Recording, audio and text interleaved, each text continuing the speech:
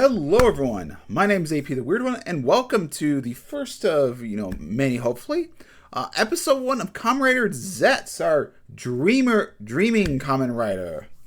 Anyway, I watched the first episode on Saturday at 7:30 p.m.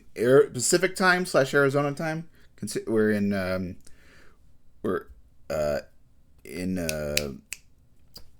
what is it? A daylight savings time, so it could happen a little bit early. It could happen earlier. I'm not 100% sure, but later on. But yeah, just for right now. Anyway, good episode.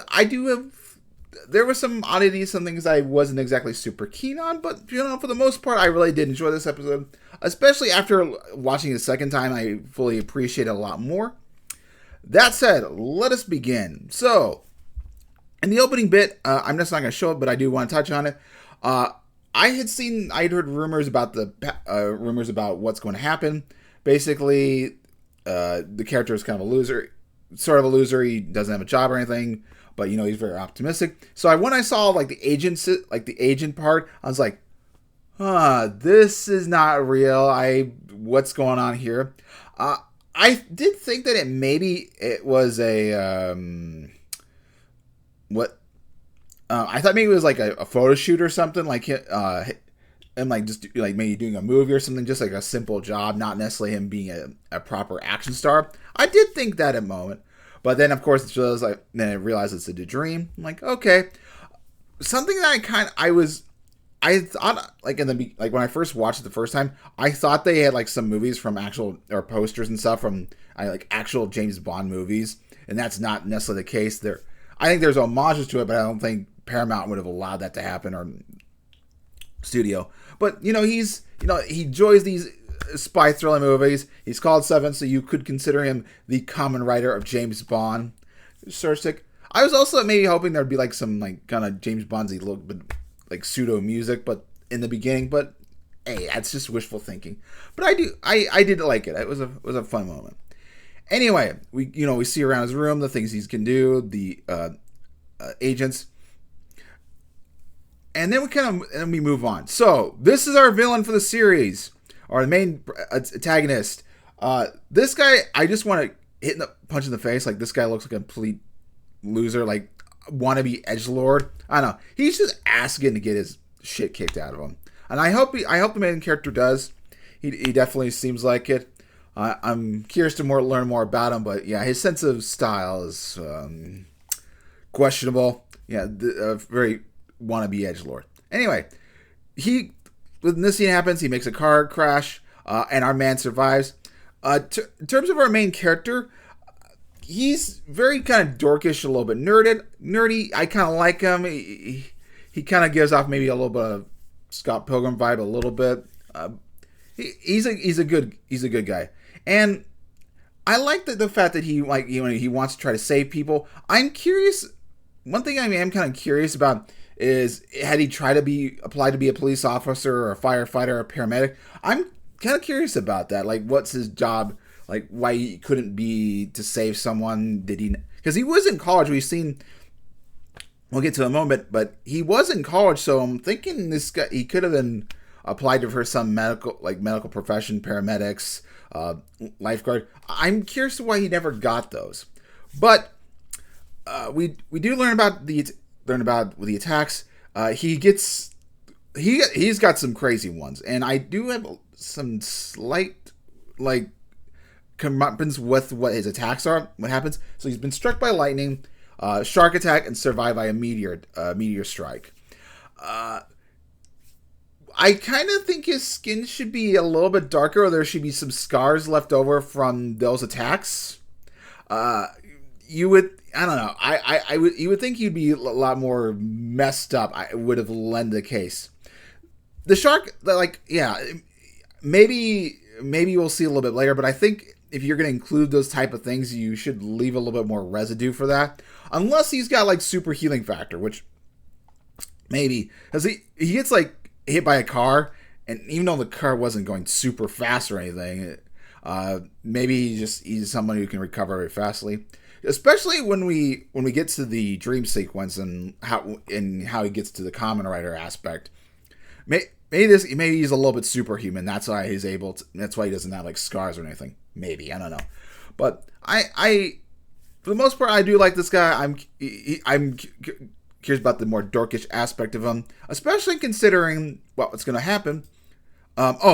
Before we move on that, these are the doors. This is like kind of like the doors that lead to dreams. I'm curious if we're going to see how many more of these are we going to see. Like, is this the door to someone's dreams? I'm curious how often. And these are also what drag him to his like agent lair, manner of speaking. So very curious about that. How often we'll see these hands. But anyway, we get to the detective part, and this is one thing that I definitely want to bring up concern. I do. Hold on. We know the police are involved, which, you know, I gotta catch up on Kuga. I gotta keep watching that, but I do like the police are involved, and it does seem like the end of the episode, our main character is actually gonna work with cops. Like he's gonna be like a temporary hire or something. That's very cool. I'm looking for that aspect and curious how his personalities will mesh. But one thing that we learned, like, these are black cases that involve nightmares and beings that appear to people while they sleep, and then those who seem to see them seem to commit violent crimes.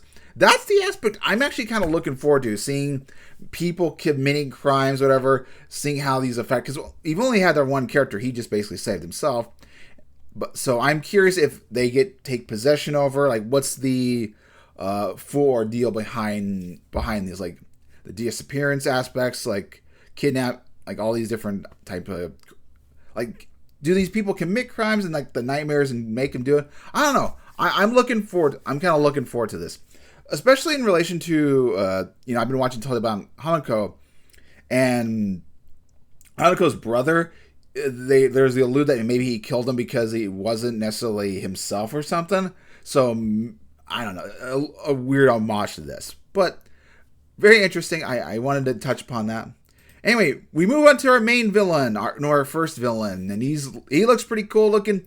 He pushes our main character in his dream-like state.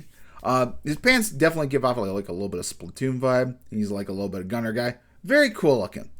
Now, I will say this villain, he made a bit of a mistake. He pushed our main character too far. You know, he tells him he's a kind of loser, that his dreams are just a form of escapism.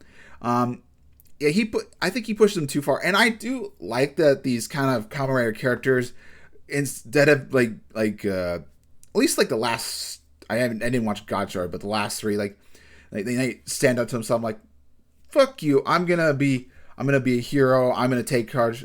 And he's like, this is my mind. You don't get to decide if I can't make my dreams a reality. I appreciate his like his be able to stand up like, all right, I am a loser, but this is my world, so fuck off. Anyway, we get to the transformation. Now, this is probably a personal bias, but I kind of wished when he was transforming, he kind of ran instead of just kind of walked towards the opponent. Now, this does have its own kind of its own feelings. Like, for instance, he's like kind of like becoming this nightmare. Him charging, like you're getting charged by this evil creature. In this case, he's kind of flexing on the opponent, like his transformation, like he's walking towards slowly, like there's an inevitable doom. I don't know. I just would have liked the more action, fast-paced transformation, but that's just a personal bias. What they did is a cool idea. I like the more snappier transformations, and then just kind of run the action. The transformation just seemed to kind of take a little bit. I don't know. My personal bias, I'm not going to knock it like entirely this episode. It's just personally me. Anyway, with it, talking about these in these dreams, whatever, allows for different locations and like different like fighting styles. Like when he's fighting the creature, he uses chains. And so then he pulls them away and uses it for himself. So I kind of like this dream environment will allow like different sceneries, different set of weapons, different set of weapons that you might not normally see. Our Kamen Rider is going to have his own set of weapons, but what the enemy uses and what he can turn against them should be interesting. I do like this. I wasn't super keen on the fight at first, but rewatching, I really did like it. It was a nice, fun fight, and also very good music. But there's one more aspect. So this is a common theme amongst people, but common amongst, like, mythologies. But the butterfly, it's a representation of the soul. Now, we don't see it disappear. It just kind of flutters off. I'm wondering if this means he's going to make a reappearance or something. I don't know. It's interesting. Just a little food for thought. Yes. Could this guy make a return? It's like a little bit of upgraded version. I don't know. Or is just he's going off into the afterlife or something. Or I don't know. It definitely gives me some thought processes.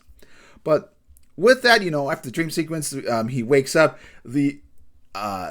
This device being over at his heart is kind of like his an artificial heart, sort of like Iron Man, because he did flatline, and this kind of brought him back to life. Pretty cool, pretty interesting moment. So I overall did dig it. In terms of an episode score, I'd probably say, I'll give it a 4 out of 5. I think it was a solid, good episode. Very fun. I like where we're going with this. Second episode's definitely got me pumped if we're gonna, work with the cops whenever, and see the different locations. I think that's gonna be like the strongest suit. It's gonna be grounded, not hopefully too expensive, but you get to visit a lot of different environments.